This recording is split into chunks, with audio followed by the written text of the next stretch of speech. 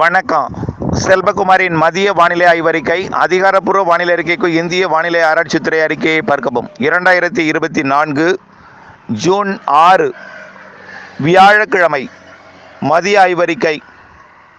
இன்றைய வானிலை அமைப்பு: இருவேறு காற்று சுழற்சிகள் தொடர்ந்து தென் இந்தியாவின் நிலப்பகுதிகளில் நீடித்து கொண்டிருந்து இன்றைக்கு அரபிக்கடல் மற்றும் வங்கக்கடல் காற்றை மேற்கு தொடர்ச்சி மலை மாவட்டங்கள் மற்றும் கேரளா தொடங்கி வங்கக்கடலோரம் வரைக்கும் இணைப்பை ஏற்படுத்துவதற்கு சாதகம் ஏற்பட்டு கொண்டிருக்கிறது. நேற்றைய பரப்பை விட இன்றைக்கு மழைப்பொழிவு கூடுதலாகும் என்று எதிர்பார்க்கப்படுகிறது. இன்றைய மழைப்பொழிவு மேற்கு தொடர்ச்சி மலை மாவட்டங்கள் மற்றும் மேற்கு தொடர்ச்சி மலையின் கணவாய் பகுதிகள் காற்று பகுதிகளுக்கும் மழை பொழிவு கிடைப்பதற்கு சாதகம் அமைந்திருக்கிறது. இன்றைக்கு மதியத்தில், அதாவது கேரள எல்லையோரம் கோயமுத்தூர் மாவட்ட தெற்கு பகுதி, திருப்பூர் மாவட்ட தெற்கு பகுதியில் மழை பொழிவு தொடங்கி திண்டுக்கல் மாவட்டம், கொடைக்கானல் மலைப்பகுதி மற்றும் திருப்பூர் மாவட்ட தெற்கு பகுதியில் தீவிரமடைந்து மடத்துக்குளம் மற்றும் பழனி, உடுமலைப்பேட்டை தெற்கு, திருமூர்த்தி, மானுப்பட்டி, தளி மற்றும் பொள்ளாச்சி தெற்கு, உடுமலைப்பேட்டை தெற்குக்கு நல்ல மழைப்பொழிவை இன்றைக்கு மதியத்திற்கு மேல் மாலைக்குள் கொடுக்க இருக்கிறது.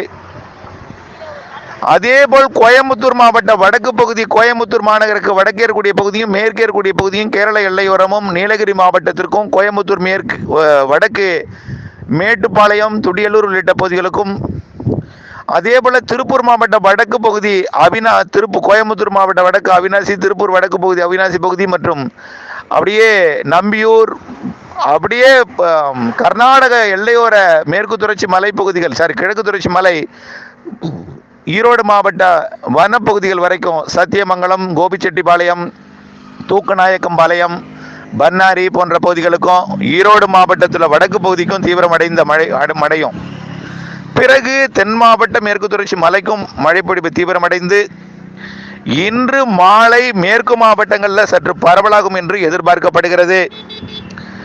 அதாவது சேலம், நாமக்கல் மாவட்டத்தில் தீவிரமடைந்து அந்த மழைப்பொழிவானது நாமக்கல், சேலத்திலிருந்து திருச்சி மாவட்டம் வடக்கு பகுதி, மேலும் பெரம்பலூர், அரியலூர், கடலூர் போன்ற பகுதிகளுக்கெல்லாம் நல்ல மழைப்பொழிவை கொடுக்க இருக்கிறது. இன்றைக்கு மாலை, இரவு, முன்னிரவு இன்றைய மழைப்பொழிவு டெல்டா மாவட்டங்களுக்கும் தென் கடலோரம் வரைக்குமே எல்லா மாவட்டங்களுக்கும் இருக்கும். இறுதியாக சென்னை, திருவள்ளூர், காஞ்சிபுரம் நள்ளிரவு நாளை அதிகாலையில் கொடுக்கும் என்று எதிர்பார்க்கப்படுகிறது.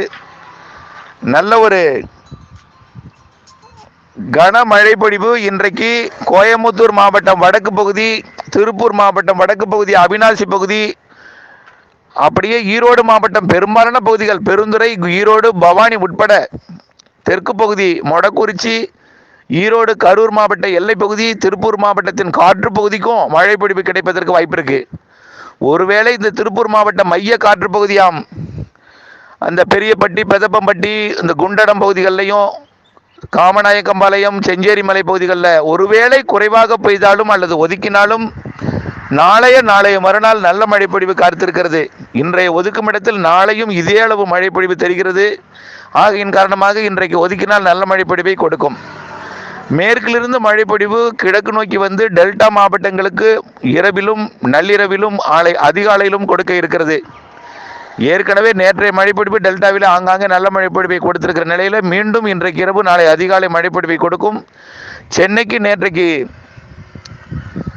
மாலையிலேயே நல்ல மழைப்பொழிவை கொடுத்திருக்கிற நிலையில் இன்றைக்கு மீண்டும் ஒரு சுற்றுமழை வடகடலோரம் மற்றும் வட உள் மாவட்டங்கள், ஒட்டுமொத்தம் புதுச்சேரியிலிருந்து இந்த வட உள் மாவட்டங்கள்லாம் இன்றைக்கு நள்ளிரவு நாளை அதிகாலை கனமழை காத்திருக்கிறது. இன்றைக்கு மாலையே புதுச்சேரிக்கு மழை வாய்ப்பு இருக்கிறது.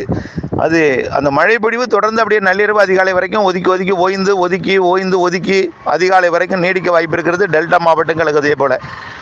ஆக இன்றைய மழைப்பொழிவு நேற்றைய பரப்பை விட கூடுதலாகும் என்பதில் மாற்றமில்லை. காற்று பகுதிக்கும் மழை உண்டு. தென் மாவட்ட காற்று பகுதிக்கும், தென் மாவட்டத்தில் கன்னியாகுமரி, திருநெல்வேலி, தென்காசி, விருதுநகர், தேனி, மதுரை உள்ளிட்ட பகுதிகளுக்கும், சிவகங்கை, புதுக்கோட்டை மாவட்ட பகுதிகளுக்கும், எல்லா மாவட்ட பகுதிகளுக்குமே மழை இருக்குங்க. இன்னைக்கு எங்கள் மாவட்டம் பெயர் சொல்லவில்லை என்று சொல்லிவிடாதீர். இன்றைக்கு மழை பரப்பு கூடியிருக்கும். நாளைக்கும் இதேபோல் மழைப்பொழிவு வாய்ப்பு சாதகம் இருக்கிறது.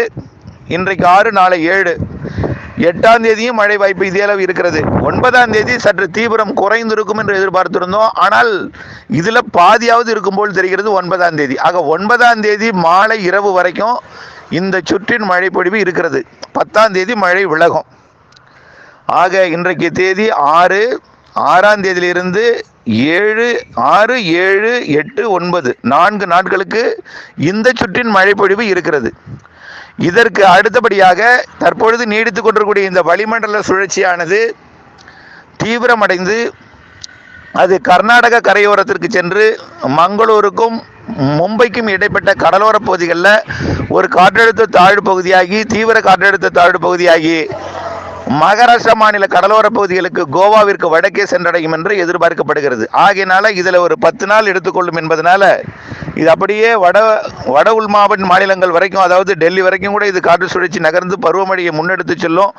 அல்லது முன்பருவமழையாக சென்று அடுத்த சுற்றுல அது பருவமழையை முன்னெடுத்து செல்லும். ஆனால் பருவமழை டெல்லிக்கு இப்பொழுது தொடங்காது. இருந்தாலும் மும்பை வரைக்கும் இப்பொழுது தொடங்கிவிட்டு பிறகு ஜூலையில் பருவமழையை டெல்லியை தாண்டி முன்னெடுத்து செல்லும் அளவிற்கு அடுத்தடுத்த நிகழ்வுகள் இருக்கிறது. ஆக தமிழ்நாட்டை பொறுத்த வரைக்கும் இந்த சுற்றின் மழைப்பொழிவு 9ஆம் தேதி வரை கொடுத்து 10லிருந்து 16ஆம் தேதி வரைக்கும் ஒரு இடைவெளி கொடுக்கும். இடைவெளியில் வெயில் வராது. வெயில் வந்து விடுமோ என்ற அச்சம் வேண்டாம்.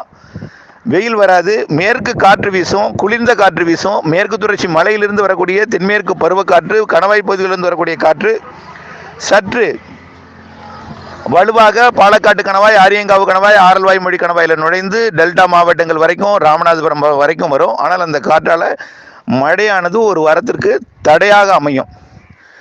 இருந்த போதிலும் காற்று தடுக்கக்கூடிய இடமாகிய கொடைக்கானல் மலையோட கிழக்கு பகுதி, நீலகிரி மலையோட கிழக்கு பகுதி, ஈரோடு மாவட்டம் வடக்கு பகுதி மற்றும் மதுரை மற்றும் திண்டுக்கல் மாவட்டம் நத்தம் இந்த பகுதியில் மழை இருக்கலாம். ஒரு சில இடங்களில் மழை இருக்கலாமே தவிர பரவலான மழைப்பொழிவு இனிமேல் உறுதிப்பட மழைப்பொழிவு என்பது 9ஆம் தேதி வரை இருக்கிறது. அதற்கு மேல் 9லிருந்து ஒரு 16ஆம் தேதி வரைக்கும் 17ஆம் தேதி வரைக்கும் கூட மழைக்கு வாய்ப்பு மிக குறைவு.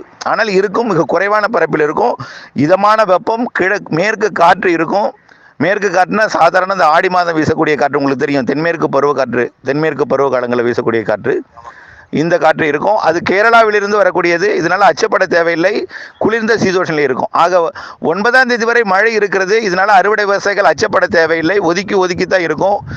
சில இடங்களிலே வலுத்த பலத்த கனத்த மழை இருக்கும். அருகிலே ஒதுக்கி இருக்கும், அருகிலே குறைவாக இருக்கும்.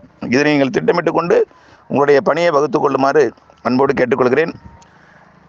9ஆம் தேதி அதாவது 9, 10 தேதிகளில் சுப நிகழ்வுகள் வைத்திருப்பவர்கள் அச்சப்பட தேவையில்லை. சுப நிகழ்வுகளுக்கு உங்களுக்கு எந்தவித பாதிப்பும் இல்லாத மழையாக இருக்கும். ஒதுக்குதல் என்பது கூடுதலாக இருக்கும் 9ஆம் தேதி. 10ஆம் தேதி முற்றிலுமாக ஒதுக்கிவிடும். 10ஆம் தேதி மழை வாய்ப்பு இல்லை என்பதை நினைவில் கொள்ளுங்கள். அதற்கு பிறகு உங்களுடைய பணிகளுக்கு, விவசாய பணிகளுக்கு ஒரு வாரம் இடைவெளி கொடுக்கும் என்பதனால் நம்பிக்கையுடன் இருக்கலாம் என்ற நல்ல தகவலையும் அறிவிக்கிறேன். தொடர்ந்து வானிலை அப்டேட்ஸுடன் இணைந்திருந்து திட்டமிட்ட பணி செய்து லாபமடைய அன்போடு கேட்டுக்கொள்கிறேன். நன்றி.